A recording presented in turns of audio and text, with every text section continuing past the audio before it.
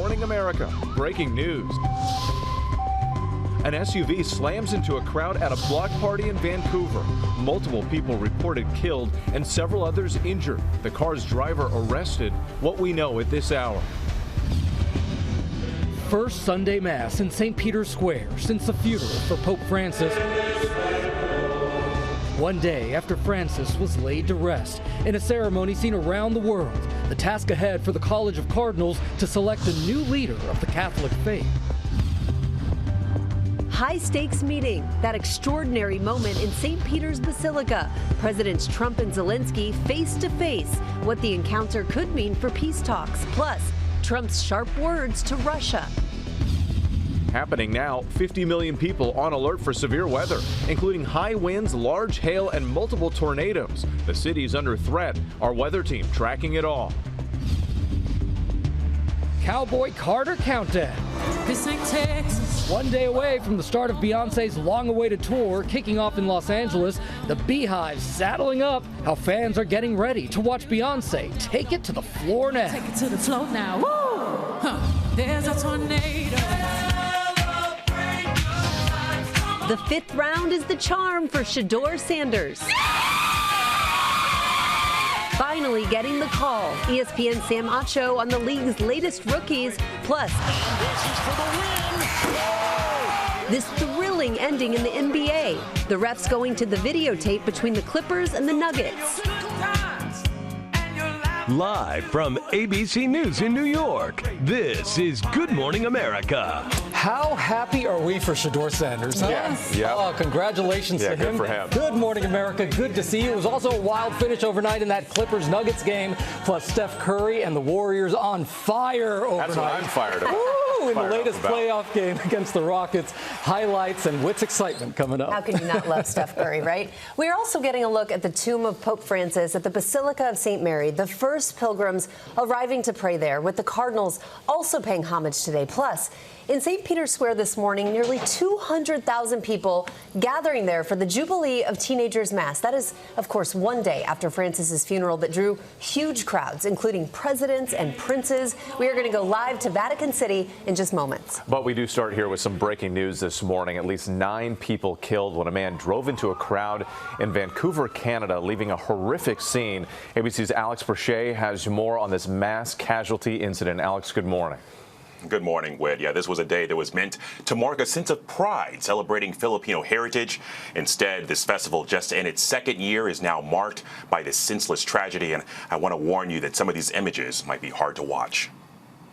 Overnight, at least 9 people killed and multiple people injured when a car plowed into a crowd at a block party in Canada. The bloodshed at closing time, just after 8 p.m. in Vancouver, British Columbia, north of Seattle, at the street festival where hundreds of Filipinos were celebrating Lapu-Lapu Day, a holiday that honors their heritage. Police arresting a lone suspect, a 30-year-old man from Vancouver, at the scene. Prior to police arrival, he was taken into custody by people in the crowd. The suspect was known to police in certain circumstances.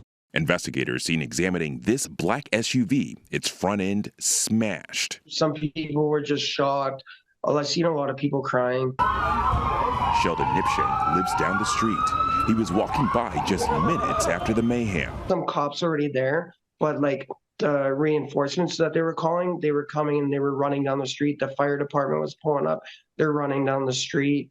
And the ambulance people, they're running down the street. Vancouver's Mayor Ken Sim tweeting, "I am shocked and deeply saddened by the horrific incident at today's Lapu-Lapu Day event." Just hours before the tragedy, leader of Canada's New Democratic Party, Jagmeet Singh, on stage making a campaign stop at the festival. Singh now tweeting, "Our thoughts are with the victims and their families," and Vancouver's Filipino community, who are coming together today to celebrate resilience.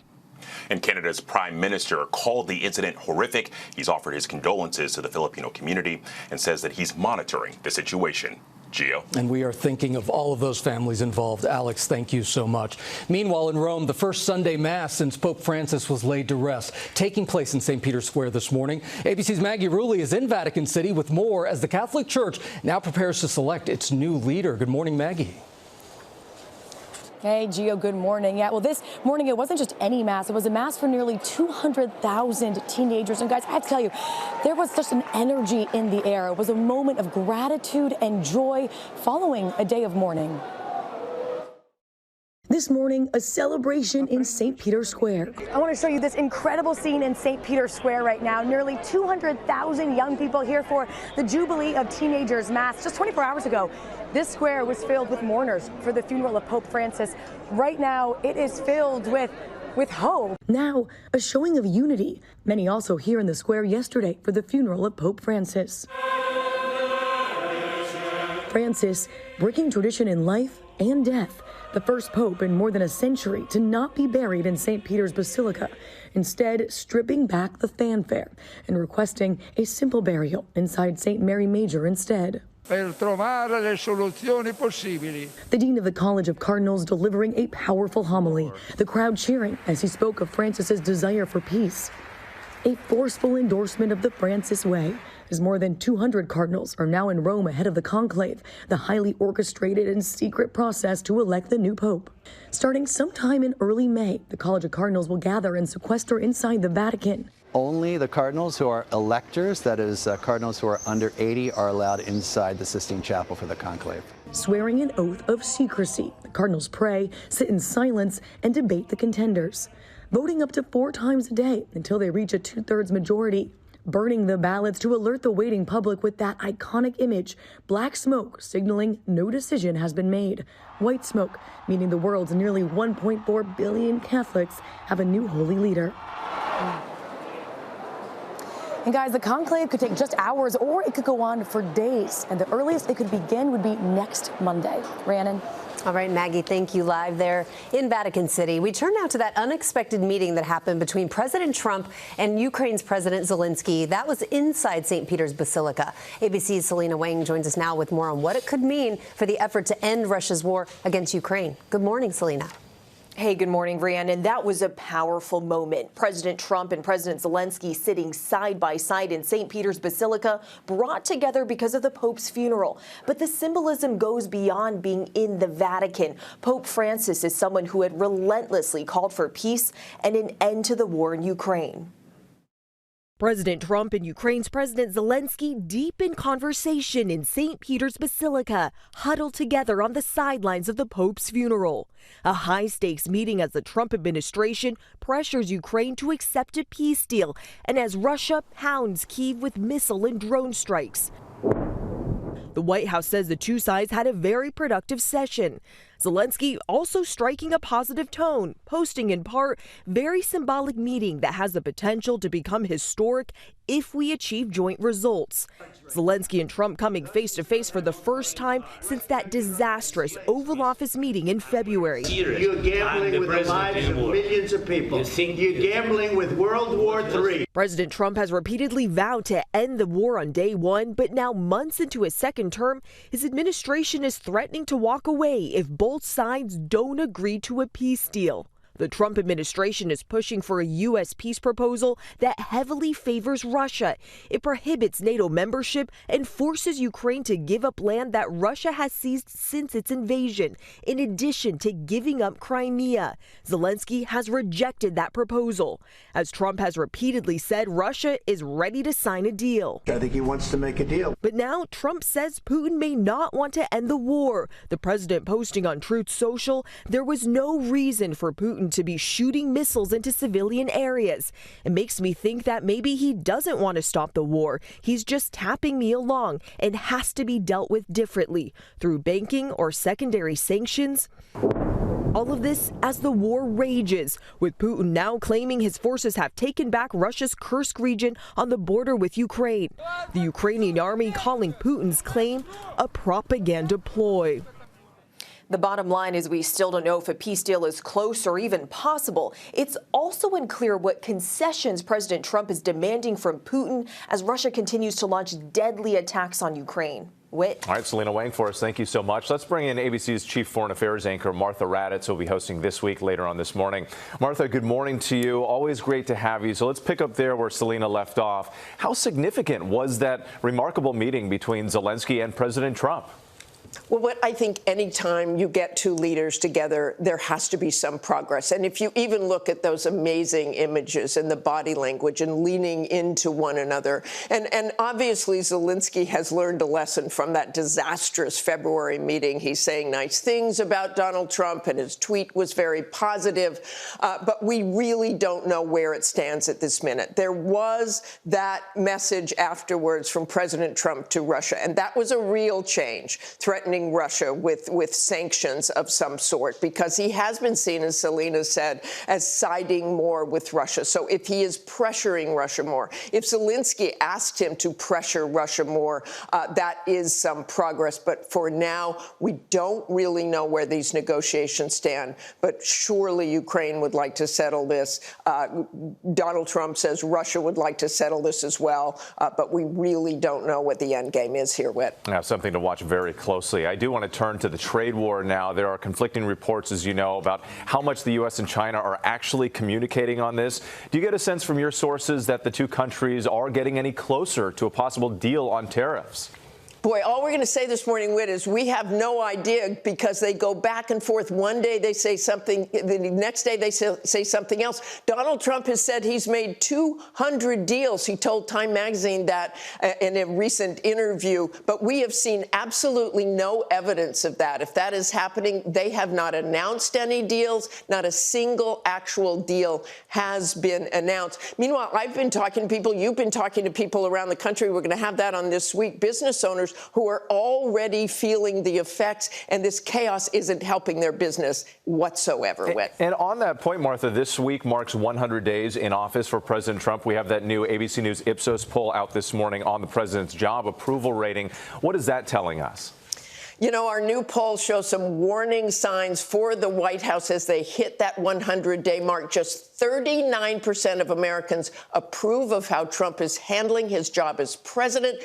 That's the lowest 100 days approval rating of any president in the past 80 years. And on the issue that largely put him in the White House, as we said, the economy, Americans hold widely negative views of Trump's performance. 53% say the economy has gotten worse since Trump took office, and 72% say it's very or somewhat likely that his economic policies will cause a recession. So a lot of fear and negativity out there, Whit. And we know you'll have much more on This Week later on. Martha, thank you so much. As always, we appreciate it. And tune into This Week. Martha speaks exclusively with Treasury Secretary Scott Bessent about the administration's ongoing trade negotiations. Plus, Martha interviews former Biden National Security Advisor Jake Sullivan about the Trump administration's foreign policy decisions so far. Gio? Okay, Whit, the U.S. and Iran reporting progress now in nuclear talks. Representatives from both sides in Oman calling the meeting productive. They expect to sit down again for the fourth time, possibly as soon as next week. The meeting's being held in light of Iran's rapidly advancing nuclear program, hoping to prevent Iran from developing a bomb. Rhiannon? Gio, now to our court case countdown and the trials making headlines as we go into the new week. Some really fascinating ones. Yeah. Joining us now is ABC News legal contributor Brian Buckmeyer to break it all down for us. Brian, we are so happy to have you. Great to have you here, guys. Thank you. Let's start with the Karen Reed case, because this is a really fascinating one that a lot of people are watching. She is accused of hitting her then boyfriend, John O'Keefe, back in 2022 with her SUV and leaving him to die in that snowstorm. Now, this is a retrial for her. This has been going on for a while. She has pleaded not guilty yet again. So what were the highlights the last week, and what can we expect going forward with this case? Yeah, so as you said, it's a retrial. So last year there was a mistrial. The jury could not come to a determination as to whether or not she was guilty or not guilty to the 3 charges of murder, manslaughter, and leaving the scene that caused the death of an individual. Now, last week was the first full week of testimony for the trial, and some of the highlights, as you pointed out, were they are able to go and see the scene, which is a big thing for jurors. Oftentimes they're just kind of stuck in the courtroom hearing and seeing evidence, but they went to the scene, they saw that Lexus SUV that Karen Reed owns, the quote-unquote murder weapon, as the prosecution would put it. And they also heard evidence like her blood alcohol content was 0.09. 0.08 is the legal limit. That's when you're intoxicated by law. So by law, she was intoxicated. We also heard from the victim, John O'Keefe's mother, which gave a very heartfelt and tear kind of like jerking the testimony about her son.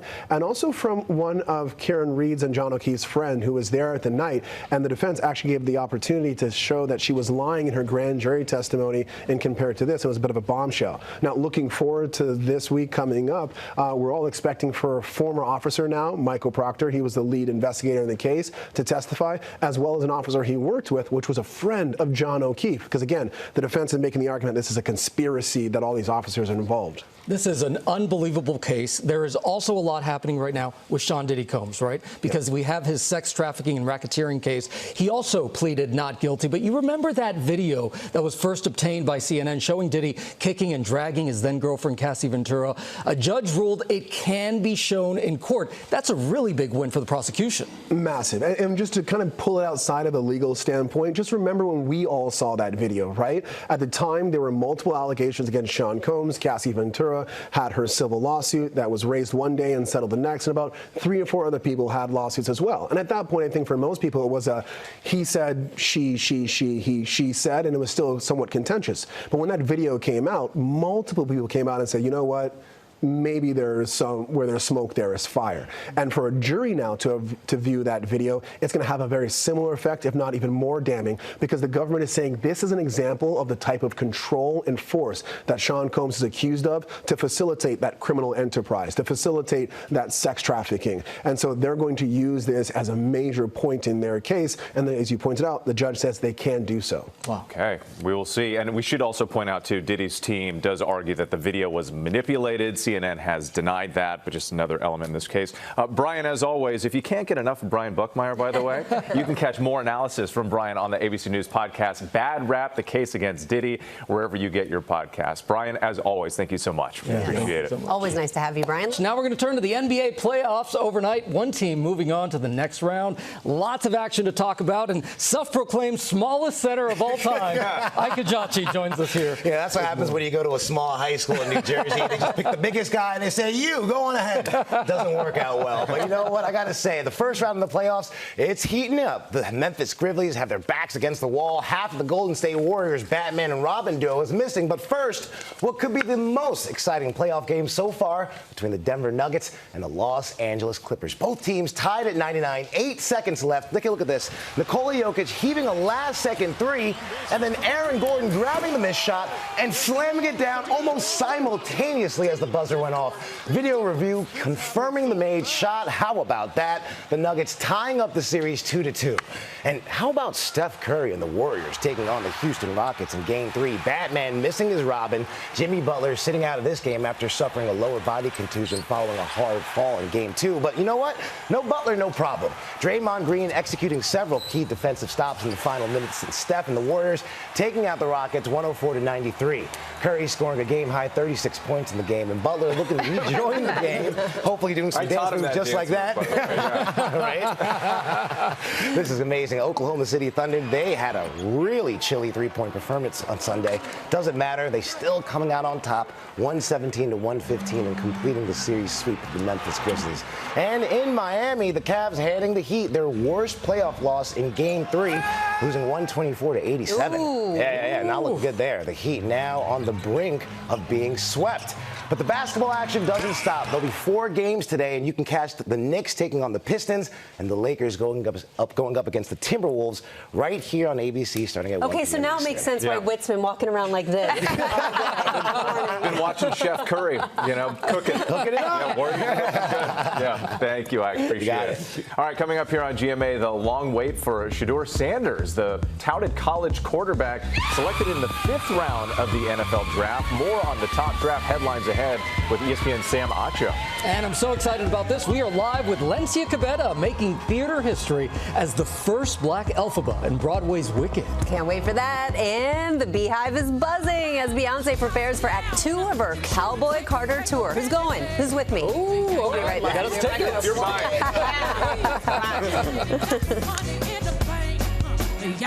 Turn up the vinyl and the radio.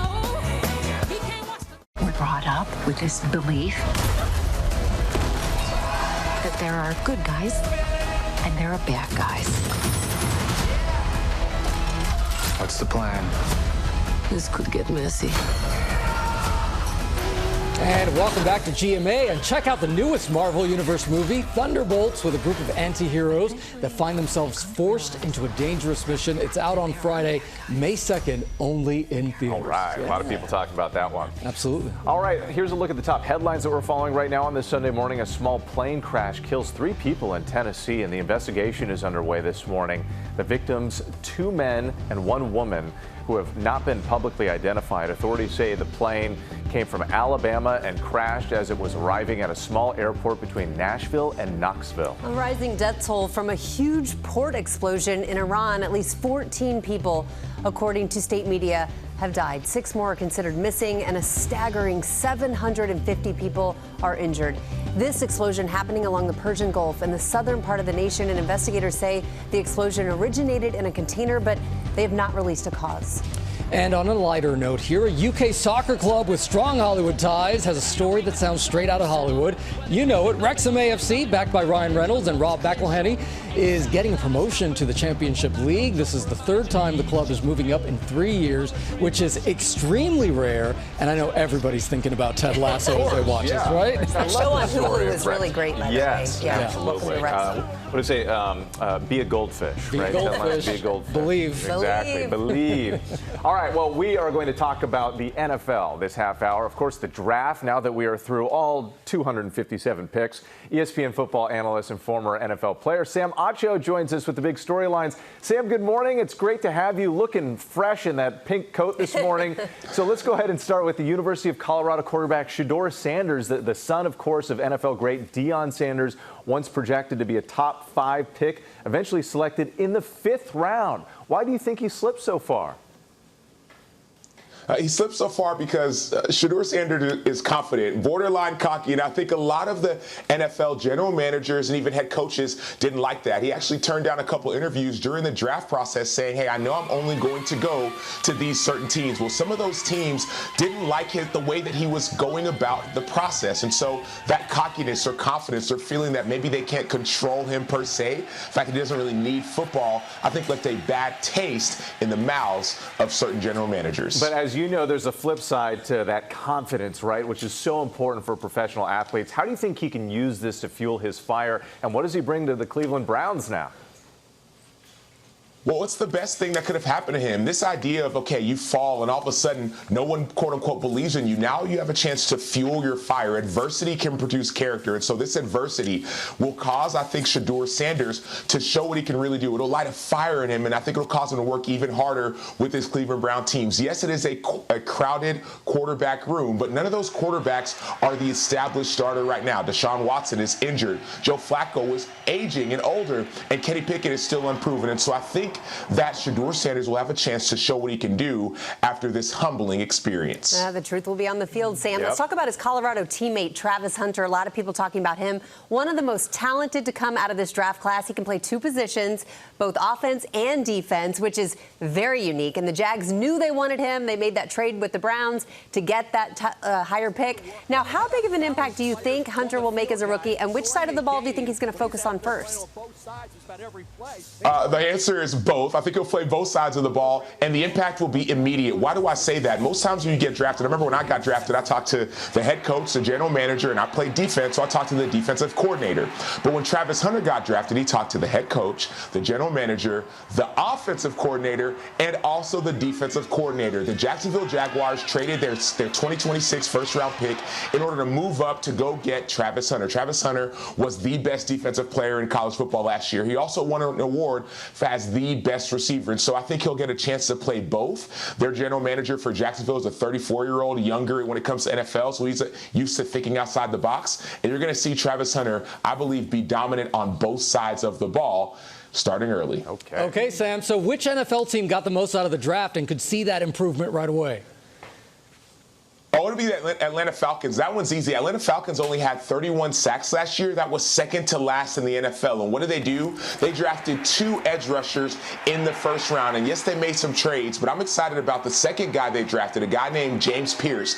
He's a 6'5", 245-pound outside linebacker out of Tennessee, but he ran a 4.4 40. So he's got extreme speed. He's got great length and great confidence. They also got a player out of Georgia. So those 2 edge rushers will make an immediate impact for a team that has an offense, has a quarterback in Michael Penix Jr. They have just struggled on the defensive side of the ball. The NFL already getting us excited about the next season. Sam Acho, thank you so much. Gio runs a 4.442. Yeah, 44 seconds. It takes a little bit. Let's see it, Gio. Let's go. Thank you, Sam. You're the best. With history being made on Broadway, Lencia Kebede is the first black woman to take over the role of Elphaba on Broadway full-time, and we are so happy to have her here. 8 shows a week, and you're still making time for us. Amazing. Welcome. Is this intermission right now, and you got to get back? Essentially, I got to go run and get green.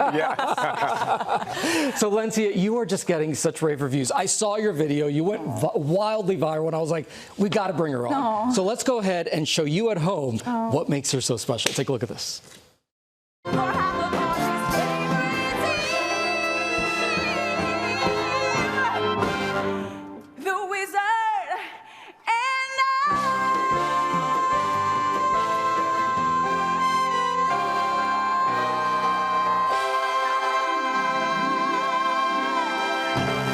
Yes, and then you have the massive applause. Goosebumps. I mean, come on, you're just absolutely phenomenal. What does it mean to you to be a groundbreaker in this role? It is the largest honor a person could ever carry. I think as a child, I always dreamt of making a positive impact on the world around me, and I never knew how that would happen. But it just came in the most perfect form because it's this beautiful, heart-wrenching story that I get to make people feel like they can do anything with. You posted this really beautiful video when you found out you got the role, showing you calling and telling your mom for the first time and just what this meant to you as a little girl. It was so beautiful. But take us back to that very first curtain call. Tell us what that felt like, that moment. You know, I had a really good friend before I opened the show say to me, you only have one Broadway first bow, so take it in. And that wasn't something I could do for the duration of the show because I had to focus on the character. Because if I thought about the gravity of what was happening, I would have been crying. Gravity. I would have been crying. Gravity, yes. Gravity of all words. Yeah. But once the doors finally close and I get to go onto the stage for my bow, I just threw everything to the wayside and just listened to the audience, tried to connect with people with my eyes, and it was just one of those platinum core memories that you will never forget. Oh, special. Amazing. And we talk about how this show just touches different generations. We were speaking beforehand. My daughter is now learning to sing some of the songs from Wicked, and we've seen the show many, many times. But how do you think, what is it about this show, the themes from Wicked, that touches you personally, but also audiences of all different generations? Yeah, the theme that resonates most with me is maintaining a strong relationship to yourself, regardless of what's happening around you. I know what it feels like to feel different, and sometimes feel unworthy of things. And I think that's a human experience. And I think this show teaches people to stay true to what's inside of them, even when it doesn't feel like the world is aligned with them. And you didn't take a traditional path to Broadway, right? Yeah. In my undergraduate degree, I studied diplomacy and world affairs. Wow. And minored in politics, which some people are like, oh, was that a plan B? And it really was a dual passion, being an artist, being a creative, and also law, politics, human rights. I did internships with the LA mayor, with the United Nations here in New York, and I truly enjoyed it so much. But some little bug inside of me I couldn't silence it. I was like, I gotta be on the stage. Well, you know what? It's so interesting, though. Elphaba is all about human rights. Exactly, which is another reason I relate to her so much. She fights for beings. Yeah. She fights for the rights of everyone being respected. She can't even handle her own self being sort of marginalized. She just explodes on people all the time. So I just love that about her spirit. Lencia, you are a star. Thank you so much for joining us. So nice to meet you. Amazing. You can see her in Wicked on Broadway now. And coming up here on Good Morning America, the Cowboy Carter Countdown. Are you a Beyonce fan?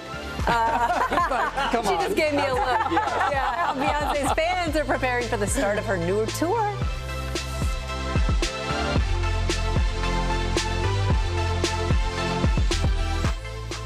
Back here now on GMA with the Beehive, all in a buzz for tomorrow's start of Beyonce's tour. And ABC's Morgan Norwood definitely looks the part. She has more on how fans are prepping for the shows. Look at you, girl. Hey, good morning to you. Look, we've got the denim going. I've got the hat ready. We've got all the things, and so many fans across the country are ready for this. Beyonce's Cowboy Carter album made history, and ever since her tour tease at the Beyonce Bowl, the Hive has been buzzing about this. So we spoke with the king of the Beehive and one fashionista about how fans are riding into this new era. This ain't Texas.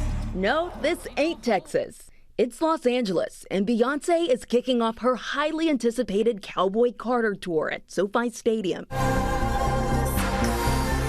And if you're a true member of the Beehive, you know that every Beyonce tour is more than a concert. It's a movement. From Formation's wide-brimmed hats to Renaissance's chrome and disco balls. Now it's denim, chaps, and full Western glam. And superfans like Deron Jordan, the king of the Beehive, wouldn't miss it for the world. I am ecstatic. Deron has spent years helping fans find tickets, merch, and simply spreading good vibes online. I've been doing that since 2018, and it's opened so many different doors for me to host my own Beyonce dance parties around the country, and it just allows me to connect with people. My biggest thing is to build community. Even scoring a shout out from Queen Bee herself. She looked at me and she said, "I want to thank you for your loyalty, especially you." Loyalty that's easy to spot. Fans are going all out in this era. Mind you, I made this out myself. From DIY blinged out jackets to Cowboy Carter inspired nails and couples coordinated looks. And if DIY's not your thing, designers like Nandy Del Castillo are here to lasso the vision. The Beyonce avalanche happened during Renaissance. I made like one simple sticker design and it just went viral. That viral moment pushing Castillo to learn 3D design. And today, she's bringing the music to life, one buckle, pin, and jacket at a time. So everything starts with a story. So sometimes I would listen to a song and really get visuals, the storyline starts manifesting in my head. And as fans finalize their looks, the set list, the guest list, that's all under wraps. But the Beehive, betting big on the queen. I'm just so excited about the entire thing, the costumes, the choreography, the songs.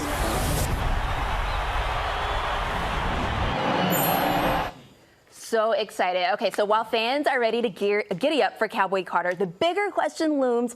What's next for Queen Bee with Act 1 and 2 now behind us? The Hive is already buzzing about what she might be cooking up for Act 3. I think it's a rock album, but one time for the Cowboy Well, can we just shoot them? Show those. You gotta have I mean, come on. Let's you went all in. I love it. We did. And you know, what's so amazing, Rhiannon, is that all of these stores, you're able to find all of this Western wear. So it seems like everyone is really excited about Cowboy And you're Carter. ready to go because you're going to the I just got show. my ticket yesterday. There Super you go. excited. July 11th, Mercedes-Benz Stadium. Atlanta coming in You need hot. someone to go with you? Yes, I need a Okay, friend. girl, I'm coming. Thank you so much for starting the day with us. Sunday, what a great show. Absolutely. Yeah. You can That also was fun. catch the news 24/7 on ABC News Live. Samara will be there today. Right? Yes. Have a great day, everyone.